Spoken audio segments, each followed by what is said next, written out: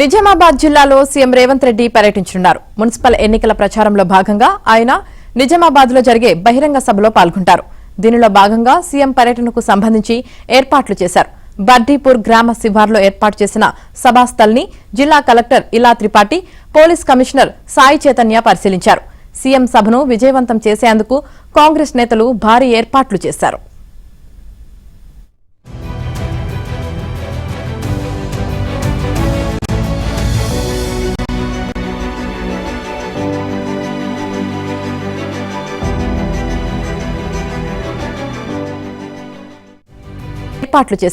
బర్డీపూర్ గ్రామ శివార్లో ఏర్పాటు చేసిన సభాస్థల్ని జిల్లా కలెక్టర్ ఇలా త్రిపాఠి, పోలీస్ కమిషనర్ సాయి చైతన్య పరిశీలించారు. సీఎం సభను విజయవంతం చేసేందుకు కాంగ్రెస్ నేతలు భారీ ఏర్పాట్లు చేశారు.